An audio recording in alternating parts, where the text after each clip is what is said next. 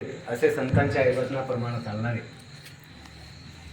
बुवाबाजीवर कडाडून हल्ला करणारे, आपल्या राष्ट्रीय सेवा योजनेचे आराध्य दैवत संत गाडगे बाबा विचार मंचावर उपस्थित या बौद्धिक सत्राचे अध्यक्ष डॉक्टर नितीनजी सुरडकर सर, आत्ताच्या भारतीय पवित्र ग्रंथांचं अतिशय आपल्या शैलीतून विवेचन करणारे आमचे छोटे बंधू तथा महाविद्यालयातले प्राध्यापक रोहनजी सिरसाट सर, या राष्ट्रीय सेवा योजनेच्या आपल्या श्रमशिबिराचे कार्यक्रम अधिकारी doctor Mane sir, doctor Varade madam, आमचे ज्येष्ठ बंधू सावदेकर दादा आणि सर्व आपण राष्ट्रीय सेवा योजनेचे स्वयंसेवक. आता मुद्दा असा आहे, या अगोदर चर्चा केलेला जो विषय आहे तो अतिशय विवेचनात्मक बोलता येऊ शकतो. त्याला आशय आहे, त्याला कारण आहे. जे पवित्र ग्रंथ आहे त्या ग्रंथाचं जनजागृती होणं अतिशय आवश्यक बाब आहे. ही बाब लक्षात घेऊन आत्ताच अतिशय ओक्त्या शैलीमध्ये सरांनी जे विवेचन केलं ते समर्पणीय आहे. माझ्याकडे जो विषय दिलेला आहे तो विषय अतिशय हसण्यासारखाच आहे. आणि शिव्यामुक्त समाज आपल्याला निर्माण करायचा आहे. आणि जगामध्ये असा एकही व्यक्ती नाहीये की तो शिवा दिला नाही आणि शिवा खाल्ला नाही, आहे का? तुमचं मला माहित नाही, पण मी इतक्या शिव्या वेचलेल्या आहेत, इतक्या खाल्लेल्या आहेत की शिव्याचं भांडार आहे. सगळे डॉक्टरेट आहेत, मी शिव्यामध्येच PhD केलेली आहे. दुसरा मुद्दा असा आहे की तुम्हाला असं वाटत असेल की कावळे सर NSS म्हणलं की तिथं येतच असतात, तिथं येतच असतात, तिथं येतच असतात, कधी दिसतात, कोणत्याही वर्षी दिसतात. जेव्हा जेव्हा आम्ही या ठिकाणी बौद्धिक सत्राला येतो तेव्हा आमचा परिचय करून देण्याचा प्रयत्न केला जातो. मी माझं वैयक्तिक हे नातं सांगत असताना एक उदाहरण सांगतो. एका जंगलामध्ये एक कलाकार रोज एक मृदंग घेऊन जात होता आणि तो मृदंग वाजवत होता, वाजत राहायचा. आजूबाजूला कोणतेच प्राणी राहत नव्हते, काहीच येत नव्हतं. फक्त तो आपल्या तालामध्ये, आपल्या नादामध्ये आपली जेवढी क्षमता आहे तेवढे तो मृदंग वाजवण्याचा प्रयत्न करायचा. आणि ते कितीतरी दिवस असं चालू होतं. ते चालू असताना एकच फक्त हरणाचं पिल्लू, त्याला आपण पाडस म्हणतो, ते मात्र त्या मृदंगाच्या तालावरती इतकं छान नाचायचं, ते त्या कलाकाराकडे पाहायचंच नाही. ते आपलं नाचायचं, आपलं नाचायचं. आणि मग या कलाकाराला एका दिवशी प्रश्न पडला की या जंगलामध्ये कुठलेच प्राणी असे नाचण्यासाठी येत नाहीत, ऐकण्यासाठी येत नाहीत, आणि हा हरणाचा जो काय पिल्लू आहे तो मात्र रोजच या ठिकाणी नाचताना दिसतो.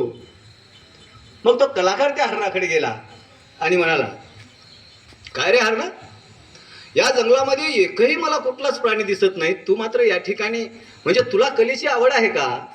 तू कोणती कला म्हणजे अभ्यासली आहेस का? हे विचारण्याचा प्रयत्न केल्यावर हरिण एकदम शांत होतं, थांबतं आणि ते उत्तर देतं, म्हणले मी या ठिकाणी कुठल्याच प्रकारे कलेमध्ये नाविन्यता नाही, मला कोणत्याच कलेचा अभ्यास नाही. फक्त मला एकच माहीत आहे की त्या मृदुंगावरला जे लावलेली कातडी आहे ती कातडी माझ्या आईची आहे. आणि जेव्हा जेव्हा माझ्या आईच्या कातडीवरती थाप पडते तेव्हा तेव्हा मी त्या ठिकाणी धावत येतो. अशा प्रकारे माझा आणि नातं राष्ट्रीय सेवा योजनेचा असा आहे. जिथं जिथं राष्ट्रीय सेवा योजना असते त्या ठिकाणी मी मात्र धावत येतो. आणि मला हे राष्ट्रीय सेवा योजनेसाठी अतिशय मी स्वतःहून त्या ठिकाणी समोर असतो आणि त्याचं मला एक समाधान वाटतं.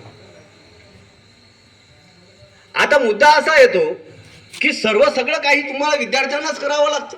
म्हणजे तरुण विद्यार्थ्यावर काय आहे, भारत हा तरुण आहे, मग तरुण विद्यार्थ्यांना तारुण्यात काय करायचं ते करू द्या ना.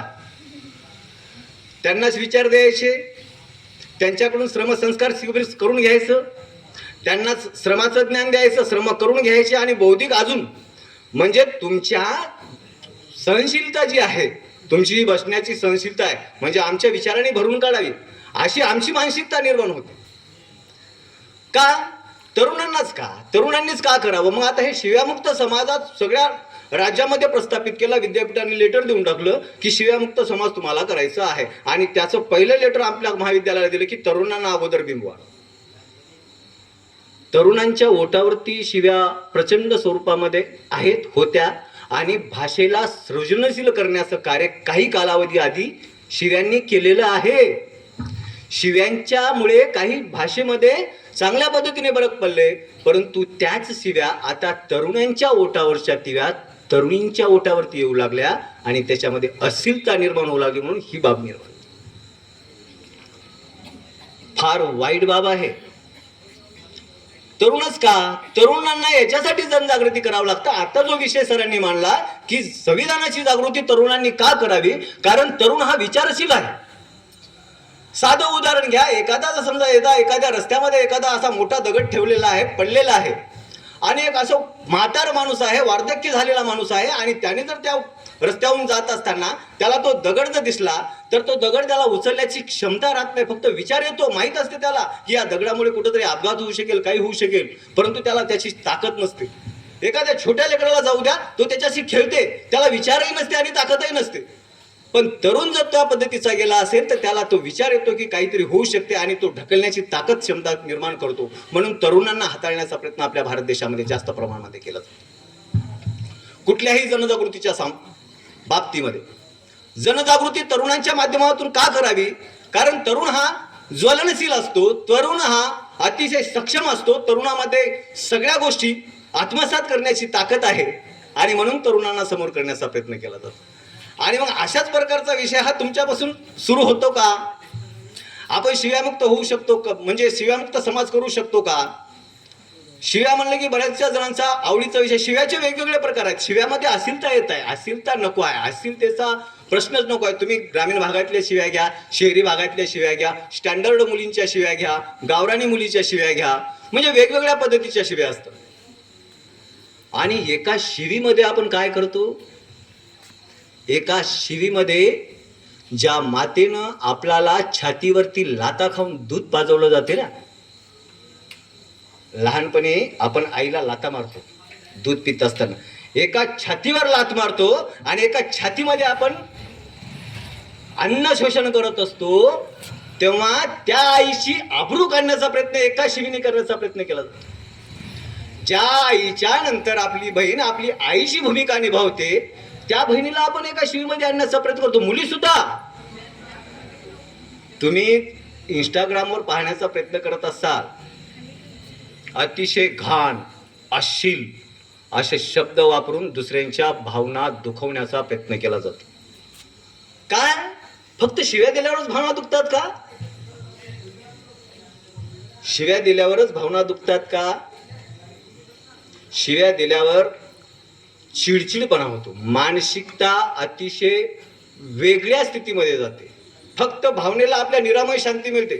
अतिशय रागामध्ये आपण ज्या काही एका विशिष्ट शब्दांचा संच जेव्हा दुसऱ्याच्या मस्तकी मारतो, फेकतो, तेव्हा काय होते? फक्त आपलं निरामय भावना आपल्या शांत होतात. एका शायरानं खूप छान म्हटलेलं आहे, निगाहों से भी चोट पहुंचती है जनाब, निगाहों से ही चोट पहुंचती है जनाब, जब कोई देखकर भी अनदेखा करता है.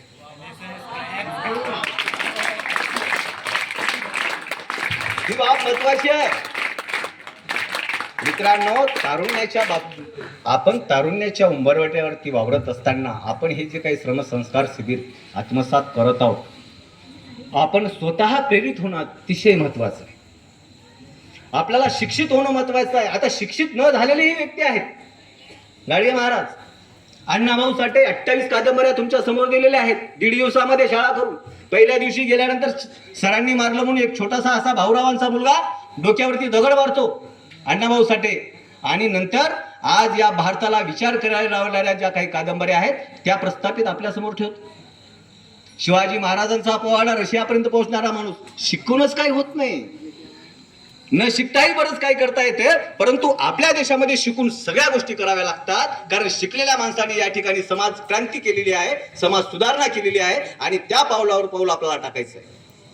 कारण संतांच्या भूमिकेमध्ये सैतानाचा तांडव चालत आहे आणि त्या तांडवाला जर क्षमावायचं असेल तर तरुणांनी मशाल घेतली पाहिजे. मला माहित आहे तुम्ही तरुण आहात, कारण तरुणपणामध्ये बोलत असताना मी एकदा दोनदा एका ठिकाणी गेलो होतो. तरुणपणामध्ये बोलत असताना असं बोललो की तरुणांच्या बाबतीमध्ये बोलत असताना तो एक विद्यार्थिनी उठली आणि बाजूला सर म्हणते, सर सगळं तरुणाच्या माती काय, तरुणांनी जे काय मग आम्ही आता हे प्रेम वगैरे मोह वगैरे करू नये का?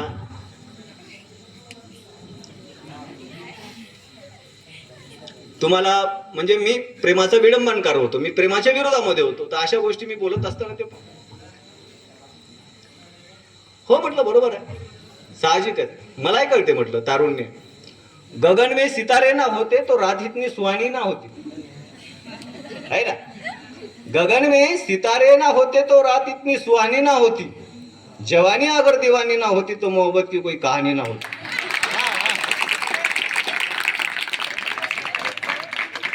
मी माझ्या शब्दामध्ये त्यांना चांगल्या पद्धतीने 4 ओळीमध्ये उत्तर दिलं. बरोबर आहे म्हटलं, अगदी खरं आहे. पण हल्लीचं प्रेम तसं राहिलेलं नाही आहे का. सध्या हल्ली प्रेमाची भाषा बदलू लागली आणि मनाआधीच शरीर एकमेकाला भेटू लागली, म्हणून अशा पद्धतीचं प्रेम आता नको आहे.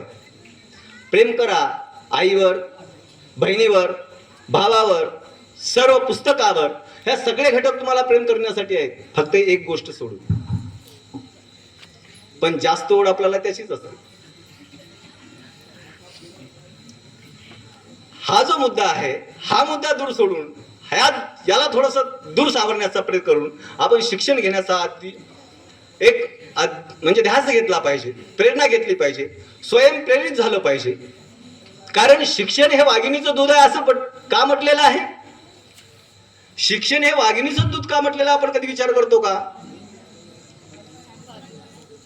काय वाघिणीचं दूध? शिक्षण घेतल्यानंतर व्यक्ती हा वाघासारखा डरकाळी फोडतो असं म्हटलेलं आहे.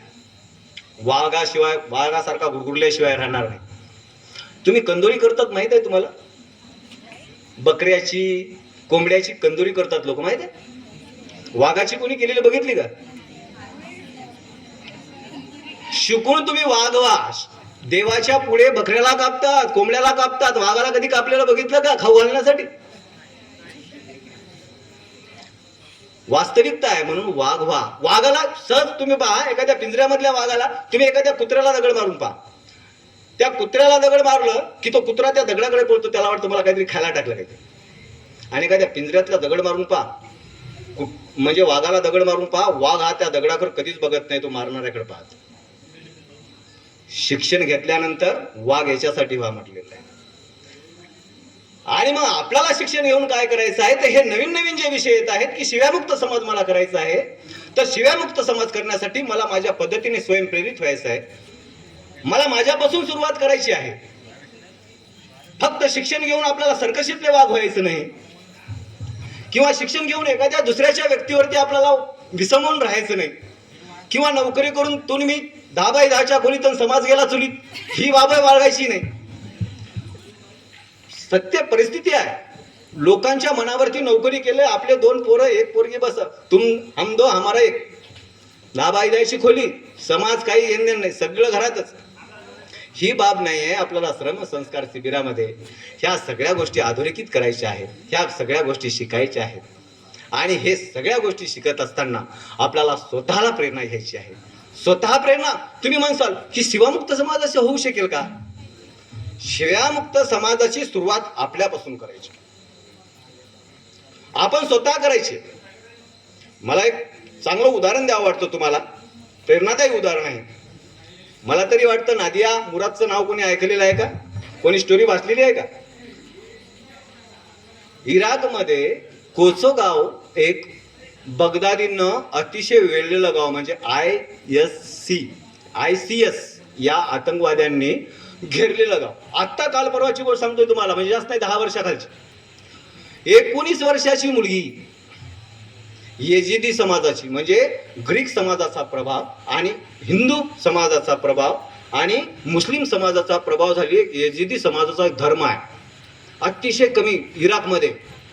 कोचो या गावामध्ये 200च कुटुंब होते, 200च घरं होते. आणि अचानक 3 ऑगस्ट 2014 मध्ये काय झालं की तिथल्या आतंकवाद्यांनी त्या गावाला घेरलं. आतंकवाद्याला गावाने घेरल्याबरोबर त्या इराकच्या सगळ्या सैनिकांनी त्यांना अगोदरची सांगितलं की नाही आम्ही तुमचं रक्षण करू, आम्ही तुमचं रक्षण करू. पण ऐन वेळेला 15 ऑगस्ट आपण इकडे जे स्वातंत्र्य मिळवत होतो ना, त्या दिवशी तिथं काय झालं? 15 ऑगस्ट 2014 मध्ये हे इराकी सैनिक निघून गेले आणि त्या गावाला वेढा घातला. त्या गावाला वेढा घातला आणि त्याच्यामध्ये ती मुलगी होती नादिया, एकटीच, जिला वाटत होतं की मला सुटलं पाहिजे. त्यांनी त्या गावाला वेढा घेतला, बंदुकीच्या धाकावरती सगळ्यांना एका अशा शाळेमध्ये नेलं. त्या येजिदीची एक अशी गोष्ट होती की ते धर्म परिवर्तन करत नाही. त्यांना अशी मानसिकता आहे की धर्म परिवर्तन केले की मोक्षच मिळत नाही, म्हणून ते धर्म परिवर्तन केले. त्यांनी धर्म परिवर्तन जे केलं त्याला नंतर पुन्हा घेत नाही. ही भावना झाल्यानंतर या सगळ्यांना नेलं, एका शाळेमध्ये पुरुषांना टाकलं, एका मधल्या वेशामध्ये वरच्या वेशावरती स्त्रियांना टाकलं आणि एकीकडे बालकं टाकून दिलं. जेव्हा खाली मग एकदम बंदुकीचा आवाज आला, सगळ्या पुरुषांना मारून टाकलं, वरच्या बालकांना मारून टाकलं, फक्त स्त्रियांनी ठेवल्या. त्या स्त्रियामध्ये नंतर वेचल्या गेल्या की जे लग्नासाठी योग्य आहेत स्त्रिया, ज्या विकू शकतो आपण स्त्रिया, त्या स्त्रियांना जवळ घेतलं आणि म्हाताऱ्या सगळ्या स्त्रिया होत्या ते मारून टाकल्या. कोणाच्या समोर? या मुलींच्या समोर, सगळ्या बायांच्या समोर सगळ्यांना मारून टाकलं. ही फक्त एकटीच पोरगी तडपत होती, पाहत होती हे सगळं. की तिचे 9 भाऊ म्हणजे 6 बहिणी आणि 3 भाऊ आणि वडील आणि आई डोळ्यासमोर मेलेली आहे. आणि तिला माहित होतं की आता आपलं काही खरं नाही. तिला पुढे काय होणार होतं हे माहित नव्हतं, तिला याच्यानंतर काय होईल हे माहित नव्हतं. यांना घेतलं, मोकलेसला घेऊन गेले आतंकवादी. आणि त्या ठिकाणी गेल्यानंतर उतरल्याबरोबर त्यांचं जे कार्यालय आहे, त्या कार्यालयाच्या बाहेर काय प्रत्येकाचा एक फोटो काढायचा. 19 वर्षाची पोरगी फक्त नादिया, लक्षात ठेवा. फोटो काढायचा आणि त्या फोटोच्या बाजूला एका भिंतीवरची चिटकून ठेवायचा तिचा मोबाईल नंबर. एक मोबाईल नंबर आणि फोटो असा प्रत्येकाला दिसत होता. 3000 स्त्रिया तिथं अगोदर टांबून ठेवलेल्या होत्या. हिला काही कळतच नव्हतं की हे काय आहे. तर अशी बाब होती की जेव्हा ह्या मुली आणत होते त्याच्या समोरचा जो मोबाईल नंबर होता, त्या माणसाला ती मुलगी दान केल्या जात होती, त्याला दिल्या जात होती. मग त्या मुलीला त्यांनी काहीही कर, विकून टाका, कोणाच्या हवाली करा, कोणा त्यांचे मोठे जे काही ऑफिसर आहेत त्यांना तुम्ही दान द्या. आणि मग या नादियाला एका ऑफिसरला दान देऊन टाका. ती तिची पहिली रात्र.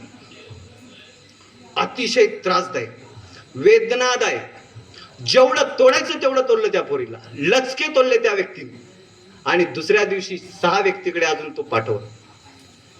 6 सैनिकाला म्हणला तो आता तुम्ही हिला घेऊन जा. 3 महिने असा प्रवास चालला. 3 महिने एसटी मध्ये नेत असताना, 30-40 मुलींना एसटी मध्ये नेत असताना त्या एसटी मध्ये या हैवानाने सुरुवात केली. काही मुलींना वॉमिटिंग होत होत्या, त्या वॉमिटिंगला भिवून काही ते सैनिक बाजूला जात होते. मग तिने एक आयडिया केली की नाही मलाही वॉमिटिंग करावं लागेल, म्हणजे हे मला येणार नाही. म्हणून ती बोटं घालून वॉमिटिंग केली आणि तिथं सावरण्याचा प्रयत्न केला. तिथून बाजूला नेल्यानंतर दुसऱ्या हैवानांच्या हातामध्ये त्यांना द्यायचं होतं. म्हणजे ज्या वेळेस तिला मारत होते, तिला फटके देत होते, अशा अंगाच्या त्या मुलींच्या पूर्ण अशा जखमा भरत होत्या. काही मुलींनी त्या शरीरात त्या जखमाला आपलं जेवर बनवलं होतं. जेवर म्हणजे अलंकार म्हणतो ना आपण, की ते जर बघितले तर लोक माझ्याकडे येणार नाहीत, म्हणजे त्या त्रासापेक्षा हा त्रास मला सोसावा लागला तरी चालेल. काही मुलींनी 2-2 महिने 3-3 महिने आपल्या जखमा बुजू दिल्या नाही, अशा फोडत होत्या, काढत होत्या. म्हणजे त्यांना हिरवा पाडत होत्या आणि झोपत नव्हत्या बिलकुल. आणि त्याही अवस्थेमध्ये त्या दलिंदर लोकांनी त्यांना सोडलेलं नाही. पण त्या अवस्थेमधून तिला असं वाटत होतं की मी कशा तरी सुटका घेईल.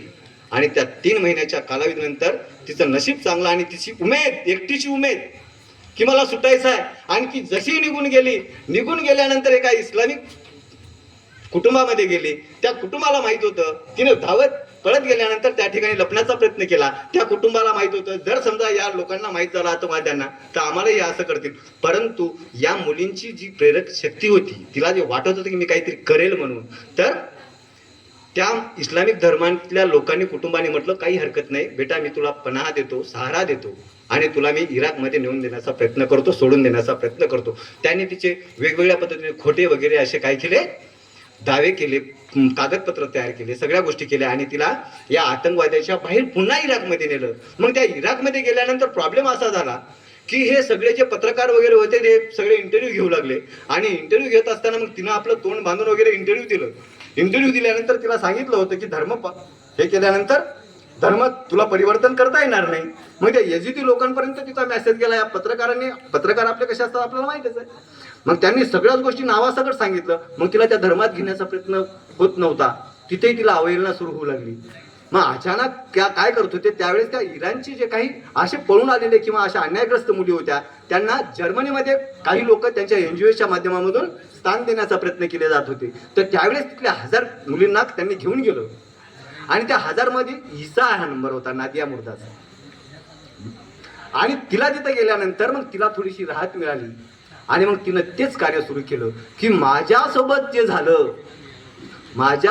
झालं तर माझ्या बहिणीसोबत, माझ्या समाजातल्या मुलींसोबत, इतरत्र समाजातल्या मुलींसोबत या आतंकवाद्यांना होऊ नये म्हणून जे कार्य धडपड सुरू केली. आणि तिने ठामपणे 19व्या वर्षी सरळ सांगितली होती की मी या स्टेजसाठी कुठल्याही स्टेजवरती जाईल, कुठल्याही मंचावरती जाण्यासाठी तयार आहे. म्हणून संयुक्त अमेरिकेच्या ज्या याच्यावरती गेल्यानंतर तिला न्याय मिळाला आणि 2018ला या सगळ्या कार्यासाठी तिला जगातलं सर्वात मोठं प्राइज म्हणजे नोबेल पारितोषिक मिळालेलं आहे. आणि आत्ताही ती याच सगळ्या घटकासाठी राबते.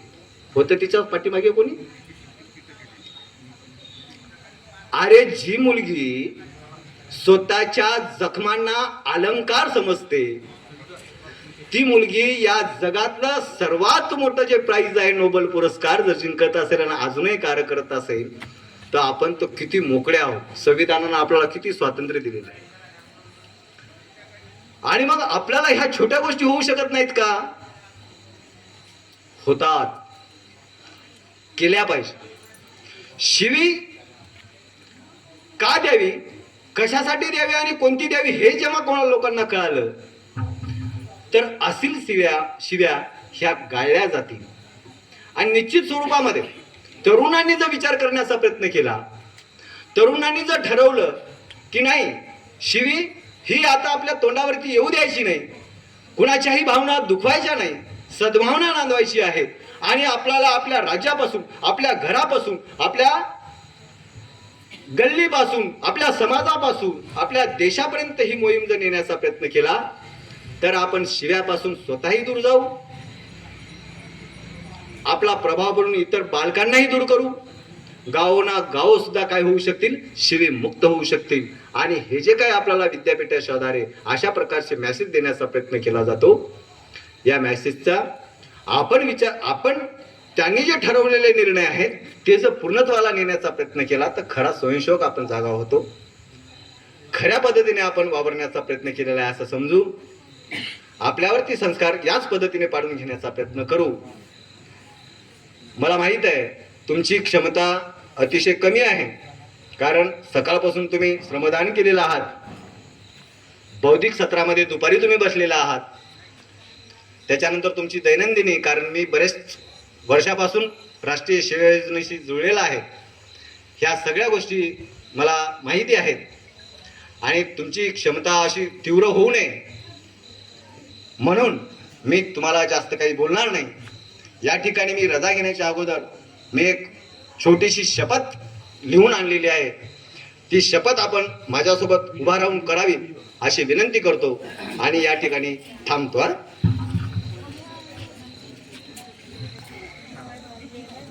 सर्वांनी उजवा हात समोर करायचा आहे. शपथ घ्यायची आपल्याला. आज मी एक प्रगल्भ आणि सजग नागरिक म्हणून हे शपथ घेतो की मी आपल्या वर्तनातून शिव्यांचे अपशब्दांचे आणि द्वेष भावनेचे वर्तन कधीच करणार नाही. मी सर्वांबद्दल आदर सहिष्णुतेची भावना राखेन आणि कोणत्याही परिस्थितीत अशोभनीय शब्दांना टाळेन. मी प्रत्येक व्यक्तीच्या स्वाभिमानाला, भावना आणि प्रतिष्ठेला मान देईल आणि समाजातील प्रत्येक घटकांच्या समृद्धीचे विचार करीन. शिव्यांची आणि अपशब्दांची फेक केली जात असल्यास मी त्याचा विरोध करीन आणि त्या स्थानी शांती, एकता आणि प्रेमाच्या वातावरणासाठी प्रयत्नशील राहील. या शक्तीच्या अनुसरणाने मी एक जागरूक नागरिक म्हणून एक शिव्यामुक्त समाज निर्माण करण्यासाठी माझे सर्वतोपरी योगदान देईन. धन्यवाद. या ठिकाणी मला बोलावलं आणि मी तुमचाच घटक आहे. मला 8 दिवस इथंच राहायचं आहे. त्यामुळे मी मॅडमचे आणि सरांचे धन्यवाद व्यक्त करतो आणि तुमचेही धन्यवाद व्यक्त करतो. या ठिकाणी अतिशय शांतपणे मला ऐकून घेतलं. धन्यवाद.